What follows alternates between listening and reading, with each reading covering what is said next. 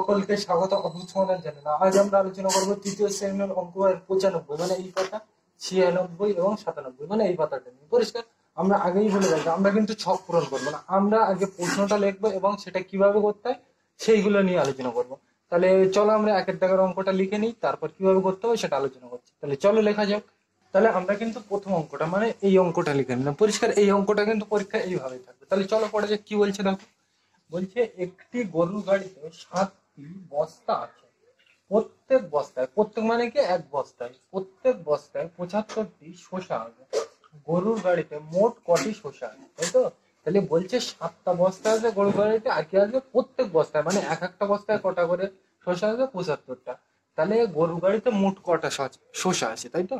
তাহলে তুমি এখানে বলবে, এখানে মোট বলা আছে, তাহলে মোট বলা থাকলে আমরা কি করবো? যোগ করবো, এইটা বলবে। কিন্তু এখানে কিন্তু তা হবে না। কেন? দেখো, প্রত্যেক বস্তায়, প্রত্যেক বস্তায় মানে কি এক বস্তায়, তাহলে এক বস্তায় যদি 75টি শসা থাকে, 7 বস্তায় বেশি থাকবে না কম শসা থাকবে? ভালো করে ভেবে বলবে। প্রত্যেক মানে কি এক বস্তায়, এক বস্তায় থাকে 75টা শসা, তাহলে 7 বস্তায় বেশি থাকবে না কম? বেশি থাকবে। তাহলে বেশি থাকলে এখন বড় ক্লাসে আমরা কি জানবো? গুণ করতে হবে। তাহলে 75 আর 7 আমি কি করবো? গুণ করবো। পরিষ্কার? তাহলে প্রথমে লিখবো এটা। এবার তুমি বলবে এটা প্রথমে আছে এটা শেষে আছে, তাহলে আমি এটা প্রথমে লিখবো। লিখবো না এটা, কেন?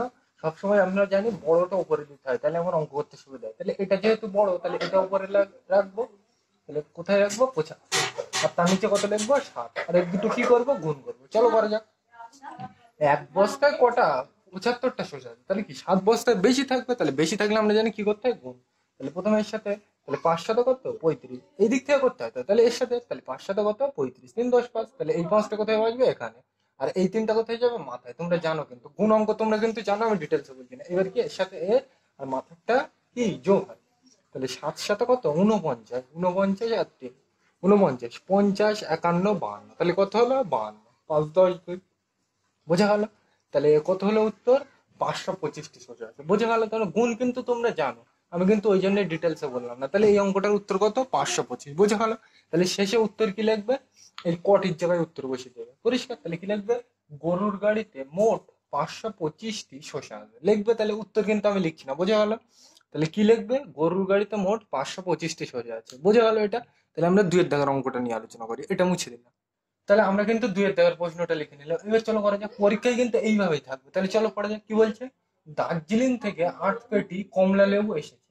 প্রত্যেক পেটিতে 64টি কমলা লেবু আছে। মোট কটি কমলা লেবু এসেছে, তাই তো? তাহলে তুমি বলবে মোট বলা আছে, তাহলে আমি কি করবো? যোগ। কিন্তু তা কিন্তু নয়। কেন?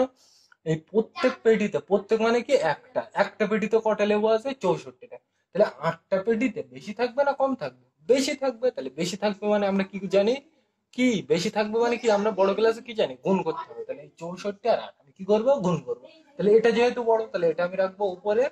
আর এই 8টা কোথায় রাখবো? নিচে। আর কি করবো? গুণ। কেন? এক একটা পেটিতে কটা করে লেবু আছে? কমলা লেবু 64। তাহলে 8টা পেটিতে বেশি থাকবে না কম? বেশি থাকবে। তাহলে বেশি থাকলে আমরা কি জানি? গুণ করতে হবে। তাহলে এই দিক থেকে করতে হয়। তাহলে প্রথমে এর সাথে 4 8টা কত? 32। 3 10 2। তাহলে এই দুইটা কোথায় আসবে? এখানে। আর এই 3টা কোথায় যায়? মাথায় যায়। তোমরা কিন্তু গুণ অঙ্কে আমি ধরে নিচ্ছি আমার থেকে এক্সপার্ট, ওই জন্য কিন্তু আমি তাড়াতাড়ি বলছি। তোমরা এগুলো জানো। এবার কি এর সাথে এর হবে, আর মাথারটা কি? যোগ। তাহলে 6 কত? 48। 48 আর ওই মাথার 3 যোগ করলে কত হয়? 48, 49, 50, 51। তাহলে কত হবে? 51। 5 10 1। তাহলে এইটাই উত্তর। বোঝা গেল? তাহলে আমরা কি লিখবো? এই কটির জায়গায় উত্তর বসিয়ে দেবো। তাহলে মোট 512টি কমলা লেবু এসেছে। বুঝে গেল এটা? তাহলে কিন্তু প্রশ্নে মোট বলা থাকলেই কিন্তু আমরা যোগ করতে পারবো না। বোঝা গেল কিভাবে করলাম? তাহলে 3-এর দাগে যাওয়া যাবে। এটা মুছে দিলাম। তাহলে আমরা কিন্তু 3-এর দাগের অঙ্কটা লিখে নিলাম। এবার চলো করা যাক কি বলছে। এখানে কিন্তু বইতে এই ছক দেওয়া ছিল, মানে নিজের মতো বসাতে হবে। আমি কিন্তু 100 বসিয়ে নিলাম। এই অঙ্কটা কিন্তু খুব ইম্পর্টেন্ট। দেখো কি বলছে। তোমার শ্রেণীতে 100 জন ছাত্রছাত্রী আছে আছে তুমি প্রত্যেককে 10টি করে কুল দিলে মোট কটি কুল লাগবে, তাই তো? মানে প্রত্যেক মানে কি এক একজনকে কটা করে কুল দিতে হবে? 10টা। তাহলে 100 জনকে কি বেশি দিতে হবে না কম? বেশি দিতে হবে। তাহলে বেশি দিলে আমরা কি জানি? গুণ করতে হবে। তাহলে এই 100 আর 10 আমি কি করবো? গুণ। তাহলে 100 লিখবো প্রথমে, আর 10টা কি লিখবো নিচে, আর কি করবো? গুণ। এইবার তোমরা জানো এই গুণ অঙ্কের শেষে শূন্য থাকলে এই শূন্যগুলো আগের থেকে বসিয়ে নিতে হয়। তাহলে এই শূন্য এখানে বসিয়ে নিলাম, এই শূন্যটা এখানে বসিয়ে নিলাম, এই শূন্যটা এখানে বসিয়ে নিলাম। পরিষ্কার? গুণ অঙ্কের শেষে শূন্য থাকলে আমরা কি করি? সেগুলো আগে বসিয়ে নিতে হয়। পরিষ্কার? তোমরা জানো এগুলো, অথবা বাদ দেওয়া যায়, যে কোনো একবার করলে হবে। তাহলে এই শূন্যটা কোথায় বসালাম? এখানে। এই শূন্যটা কোথায় বসালাম? এখানে। এই শূন্যটা কোথায় বসালাম? এখানে। এইবার দেখো, তাহলে এইগুলো আর নেই, বোঝার সুবিধার্থে আমি কেটে দিলাম। তাহলে কেটে দিলাম এইগুলো বোঝার সুবিধার্থে, এগুলো কিন্তু কাটা যাবে না বোঝার জন্য। তাহলে এখানে দেখো গুণ করতে হবে, তাহলে কার কার গুণ করতে বাকি আছে, এর আর এর, তাহলে এক এক কত এক, পরিষ্কার সিম্পল জিনিস, বোঝা গেল। মানে শূন্য থাকলে তো আমরা বোঝার জন্য বাদ দিতে পারি, তাহলে এইগুলো বাদ দিয়ে দিলাম, তাহলে কি এক আর এক কি করতে পারছি গুণ, তাহলে এক এক কি করতে এক লিখলাম। আর এখানে দাও কটা শূন্য বাদ দিলাম, এক দুই তিন, ওই জন্য তিনটে শূন্য বসে দিলাম, বোঝা গেল। তাহলে কটা কুল লাগবে, 1000টি কুল লাগবে, বোঝা গেল। তাহলে এই অঙ্কটার উত্তর কত, 1000, পরিষ্কার। তাহলে এই কটির জায়গায় উত্তর দেবে, তাহলে লিখবে মোট 1000টি কুল লাগবে, বোঝা গেল এটা। তাহলে আমরা এইবার 96 পাতার 4-এর দাগের অঙ্কটাই যাই, এটা মুছে দিলাম। আমরা কিন্তু 4-এর দাগ মানে এই অঙ্কটা তুলে নিলাম, পরিষ্কার। এই অঙ্কটা কিন্তু এইভাবে থাকবে পরীক্ষায়। তাহলে চলো পড়া যাক কি বলছে দেখো। কৃষ্ণনগরে কৃষ্ণনগরে কোন পরিবারে প্রতিদিন 123টি পুতুল তৈরি হয়। প্রতিদিন মানে কি এক একদিনে, এক একদিন কটা পুতুল তৈরি হয়, 123টি। কি বলছে, 5 দিনে মোট কটি পুতুল তৈরি হবে, তাই তো। মানে এক একদিন কটা পুতুল তৈরি হয়, 123। তাহলে 5 দিনে কি বেশি পুতুল তৈরি হবে না কম, বেশি তৈরি হবে। তাহলে বেশি তৈরি হলে আমরা জানি এখন বড় ক্লাসে কি করতে হবে, বেশি হলে গুণ। তাহলে এই 123 আর এই 5 আমি কি করবো, গুণ। তাহলে চলো করা যাক। তাহলে আমি প্রথমে লিখবো কত, 123, তার নিচে লিখবো কত, 5, আর এই দুটো কি করবো, গুণ। তাহলে চলো প্রথমে এর সাথে, তাহলে 5 থেকে কত 15, 1 10 5, তাহলে এই 5টা কোথায় বসবে, এখানে। আর এই একটা কোথায় যাবে, মাথায় যাবে, তোমরা জানো। এবার এর সাথে আর গুণ করতে হবে আর মাথাটা যোগ করতে হয়, তোমরা জানো। তাহলে 5 দুগুণে 10, 10 আর ওই মাত্রা এক যোগ করলে কত হয়, 10 আর 1 11, তাহলে এই 1 10 11, তাহলে এই একটা বসবে এখানে আর এই একটা বসবে কোথায়, মাথায়। এবার কি এর সাথে এর গুণ হবে, এখানে কিন্তু এক ছিল, পরিষ্কার, এই একটা মাথায় দিয়ে। এবার এর সাথে এটা গুণ হবে আর মাথাটা কি যোগ, তাহলে 5 একে 5 আর ওই মাত্রা এক যোগ করলে কোথায়, 5 আর 1 6। তাহলে এইটাই কিন্তু উত্তর, বোঝা গেল। আমি কিন্তু গুণ কিন্তু এখন ডিটেলসে বোঝাচ্ছি না, তোমরা জানো এগুলো। তাহলে 5 দিনে মোট কটা পুতুল তৈরি হবে, 615টি। তাহলে এইটাই কিন্তু পরীক্ষায় লিখবে, খাতায় লিখে নেবে, 5 দিনে মোট 615টি পুতুল তৈরি হবে, বুঝে গেল এটা। তাহলে আমরা 5-এর দাগে যাই, এটা মুছে দিলাম। আমরা কিন্তু 5-এর দাগ মানে এই যে 97 পাতার এই অঙ্কটা আছে, এই অঙ্কটা কিন্তু তুলে নিলাম। এবার চলো করা যাক। তাহলে দেখো এখানে কি বলছে, আগে কিন্তু পড়তে হবে ভালো করে। কি বলছে, পুকুরের পাড় বাঁধানোর জন্য 7 জন মানুষকে কাজে লাগানো হয়েছে, প্রত্যেককে 135 টাকা দেওয়া হলে মোট কত টাকা লাগবে। তাহলে এই মোট বলা আছে মানে তুমি একদম চোখ বন্ধ করে বলবে যোগ করতে হবে, কিন্তু যোগ কিন্তু করতে হবে না। কেন, দেখো এখানে কি বলছে, প্রত্যেককে, এই প্রত্যেক মানে কি এক একজন, এক একজনকে কত দিতে হবে, 135 টাকা। তাহলে আমার 7 জনকে বেশি দিতে হবে টাকা না কম দিতে হবে, বেশি দিতে হবে। তাহলে বেশি দিতে হলে আমরা কি জানি, বড় ক্লাসে গুণ করতে হবে। তাহলে 135-এর সাথে আমরা কি করব, গুণ করব। তাহলে 135 আর তার নিচে কত লিখবো, 7, আর এই দুটো কি করবো, গুণ। তোমরা কিন্তু গুণ জানো, ওই জন্য ডিটেলসে বলছি না, পরিষ্কার। এটা তো তলায় তলায় লিখে গুণ করা যায়, অথবা অথবা স্থানীয় মানে বিস্তার করেও কিন্তু গুণ করা যায়, পরিষ্কার। যে কোনো একটা করবে, আমি কিন্তু তলায় তলায় লিখেই করে দিচ্ছি, পরিষ্কার। তাহলে প্রথমে এর সাথে এর, তাহলে এই দিক থেকে করতে হয়। তাহলে 5 সাথে কত, 35, 3 10 5, তাহলে এই 5টা কোথায় হয়ে যাবে, এখানে। আর এই 3টা কোথায় যাবে, মাথায় যাবে। এবার কি এর সাথে এর গুণ হবে আর মাথারটা কি যোগ। তাহলে 3 সাথে কত, 21, 21 আর 3 যোগ করলে কোথায়, 21 আর 3 24, তাহলে এই 4টা কোথায় বসবে, এখানে।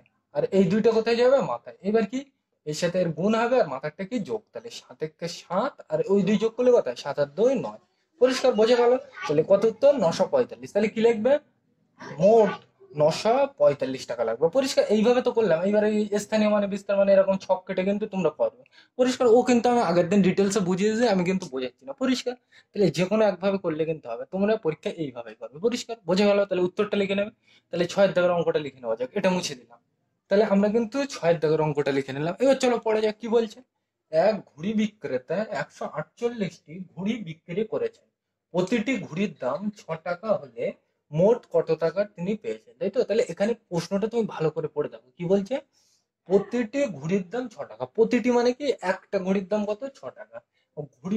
মানে লোকটি কতটা ঘুড়ি বেচেছে, 148টা, তাই তো। তাহলে একটা ঘুড়ির দাম যদি 6 টাকা হয়, তাহলে এতগুলো ঘুড়ির দাম বেশি হবে না কম হবে, বেশি হবে। আর বেশি হলে আমরা কি জানি, গুণ করতে হবে। তাহলে 148 আর 6 আমি কি করবো, গুণ করবো, পরিষ্কার।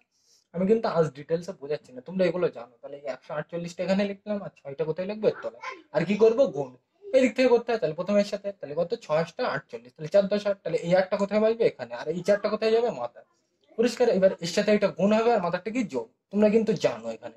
তাহলে 4 6 কত, 24, 24 আর ওই মাথার 4 যোগ করলে কোথায়, 24 আর 4 28, 2 10 8, তাহলে এই 8টা কোথায় বসবে, এখানে। আর এই দুইটা কোথায় যাবে, মাথায় যাবে। এইবার কি এর সাথে এটা গুণ হবে আর মাথারটা কি যোগ, তাহলে দেখো 6 একে 6 আর ওই 2 যোগ করলে কোথায়, 7 8, কত হলো, 888, বুঝে গেল এটা। এইসব অঙ্কগুলো কিন্তু খুব ইম্পর্টেন্ট। তাহলে কি লিখবে, মোট 888 টাকা তিনি পেয়েছেন। এই কত জায়গায় সবসময় উত্তর লিখবে, তাহলে কি লিখবে, মোট 888 টাকা তিনি পেয়েছেন, বোঝা গেল। আর এখানে কিন্তু বারবার বলছি, আমি কিন্তু এখানে গুণ যোগ এ কিন্তু ডিটেলসে নিয়ে আলোচনা করছি না, কারণ আমি ধরে নিচ্ছি তোমরা এক্সপার্ট এসব বিষয়। পরিষ্কার? তাহলে আজকের ভিডিওটা এ পর্যন্তই। ভিডিওটি দেখার জন্য সকলকে থ্যাংক ইউ।